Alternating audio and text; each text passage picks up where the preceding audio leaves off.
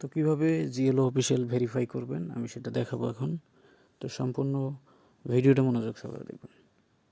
তো পহেলাতে আপনার অ্যাপসের মধ্যে দেখবেন যে এই যে ভেরিফাই নাও, যাদের ভেরিফাই হয় নাই তাদের ভেরিফাই করতে বলতেছে। তো আপনাদের পাসপোর্টের ছবি এবং আপনার ছবি অবশ্যই লাগবে। তো ভেরিফাইয়ের জন্য এখানে ভেরিফাই নাওতে চাপবো এবং পহেলাতে চাচ্ছে কি চয়েস ইওর ইমেজ, অর্থাৎ আপনার ছবিটা আপনি অ্যাকাউন্ট করতেছেন, আপনার ছবিটা চাচ্ছে। তো আমি ছবিটা এখানে দিয়ে দিলাম, এই ছবি দিলাম, তারপর আমার নাম। তো আমি নাম দিচ্ছি আমার পাসপোর্ট অনুসারে। তো আপনারাও পাসপোর্ট অনুসারেই দিবেন, পাসপোর্টে যা আছে।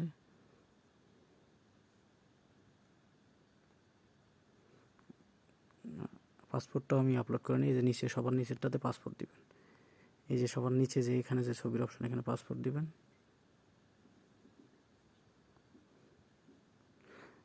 আচ্ছা, এখানে যদি আপনি ভুল ভালো দেন, ধরেন অ্যাড্রেস যেটা সেইটা ভুল ভালো দিলেন, কিন্তু এগুলো কিন্তু সব কিন্তু ঠিক হয়ে যাবে। এই যে শুধু পাসপোর্ট আর ছবি যদি ঠিক থাকে, পোস্ট কোড আপনার NID দেখে পোস্ট কোড দিয়ে দিবেন এবং সিলেক্ট ভেরিফাই টাইপ, আপনি কী দিয়েছেন, পাসপোর্ট দিয়েছেন এবং এখানে পাসপোর্টের নাম্বারটা দিবেন। যদি নাম্বার ভুলও করে দেন, আপনার ভেরিফাইয়ের সময় সঠিক হয়ে যাবে। এখানে যে ছবিতে যে পাসপোর্ট আছে এই পাসপোর্ট অনুসারে আপনার অ্যাকাউন্টের নাম সব কিছু হয়ে যাবে। উপরে তাহলে আপনার ছবি, নিচে এই যে পাসপোর্টের এইরকম ছবি দিয়ে দিবেন, দিয়ে ভেরিফাইয়ে চাপ দিবেন। এই যে ভেরিফাইয়ে চাপ দিলাম, সব ফিল আপ করে। আপনারা কিন্তু NID দিয়েও কিন্তু পারবেন সেমভাবে।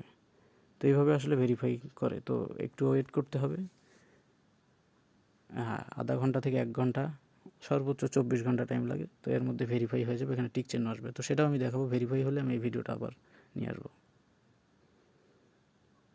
আমি ভেরিফাইয়ের জন্য ফিল আপ করে আমি প্রায় 4 ঘন্টার মতো ওয়েট করছি। এর মধ্যে দেখেন ভেরিফাই হয়ে গেছে, যে এখানে কিন্তু টিক চিহ্ন চলে আসছে, আপনারা যদি খেয়াল করেন।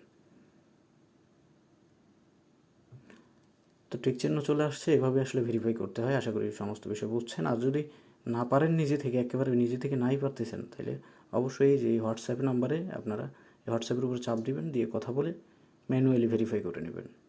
ধন্যবাদ।